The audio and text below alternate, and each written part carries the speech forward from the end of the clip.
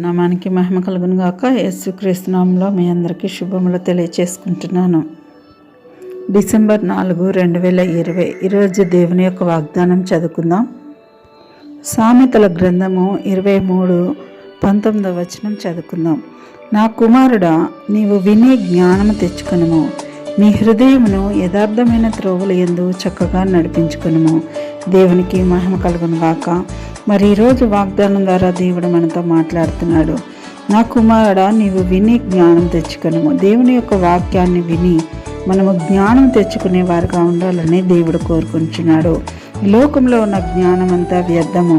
ఈ లోకంలో ఉన్న జ్ఞానమును మనము సంపాదించుకున్నప్పటికీ అది లోకం మట్టుకే ఉంటుంది. కానీ దేవుని యొక్క పరిశుద్ధ లేఖనాల్లో ఉన్నటువంటి జ్ఞానాన్ని మనము సంపాదించుకున్నట్లయితే అది ఈ లోకంలోనూ పరలోకంలోనూ మనకి మార్గం తెరిచేదిగా, నిత్యమైన రాజ్యంలోనికి నడిపించేదిగా, మరి ఈ లోకంలో కూడా మనల్ని జ్ఞానవంతులుగా తీర్చిదిద్దేదిగా ఉంటుంది. కాబట్టి మనము పరిశుద్ధమైనటువంటి గ్రంథంను ధ్యానించి అందులో ఉన్నటువంటి లేఖనాల ప్రకారము జీవించి మరి మనము యేసుక్రీస్తు యొక్క మార్గంలో మనం నడిచినట్లయితే మనల్ని దేవుడు తన యొక్క జ్ఞానంతో నింపుతాడు.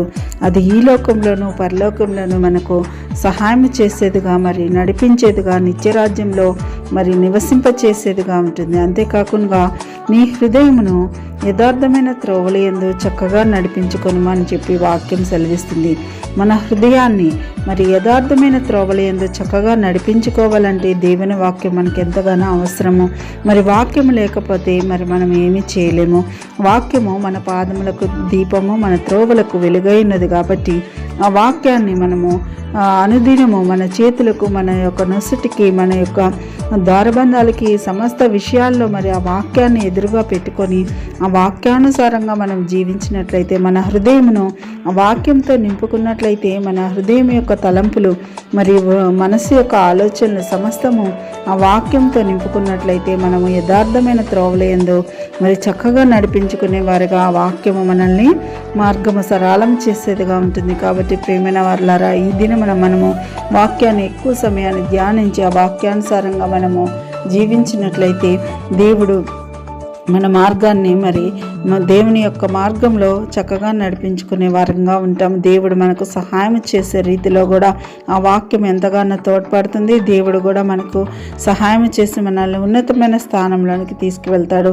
ఇప్పుడు మన స్థితి కొంచెంగా ఉన్నప్పటికీ మరి తుదకు మహాభివృద్ధి పొందే విధంగా దేవుడు మనల్ని దీవిస్తాడు. మనమందరము జ్ఞాపకం చేసుకోవాలి. ఈరోజు వాగ్దానం ద్వారా దేవుడు మనతో మాట్లాడుతున్నాడు. దేవుని యొక్క పరిశుద్ధ గ్రంథాన్ని ధ్యానించి మనము జ్ఞానం తెచ్చుకునే వారిగా ఉండాలి. అంతేకాకుండా మన హృదయం అంతా దేవుని వాక్యంతో నింపుకున్నట్లయితే మరి మనము యథార్థమైన త్రోవల యందు చక్కగా మనల్ని మనం నడిపించుకొని దేవుని యొక్క పరలోక రాజ్యానికి వారసులు కావటానికి మనకు దేవుడు కృప అనుగ్రహించును గాక. ప్రార్థన చేసుకుందాం. మహాగణుడ, మహానతుడా, నీకు వందనములు, స్తోత్రములు తండ్రి. నాయన, గడిచిన దినమంతా నీ రెక్కల నీళ్ళు భద్రపరిచి నూతనమైన దినాన్ని అనుగ్రహించిన విధానం బట్టి వందనములు తండ్రి. నీ వాక్యం యొక్క వెలుగు నీడలో మమ్మల్ని మేము సర్చ్ చేసుకొని నీ వాక్యం యొక్క జ్ఞానాన్ని సంపాదించుకొని ఈ లోకంలో పరలోకంలో కూడా ప్రభా మమ్మల్ని దీవించే రీతిలో నాయన నువ్వు ఉన్నందుకు నీకు స్తోత్రములు. మా హృదయం అంతా నాయన మరి నీ వాక్యంతో నింపుకొని యథార్థమైన త్రోవల యందు మేము చక్కగా నడిపించుకునే రీతిలో మమ్మల్ని దీవిస్తావని నమ్మచ్చు. మమ్మల్ని, మా కుటుంబాలను తండ్రి నీ రెక్కల నీళ్ళు భద్రపరచమని ఈ దినమంతా నీ చేతులకు మమ్మల్ని మేము సమర్పించుకుంటూ యేసు సర్వశక్తిగల నామములో ప్రార్థన అడిగి వేడుకొంచున్నాను తండ్రి. ఆమేన్. Praise the lord. God bless you.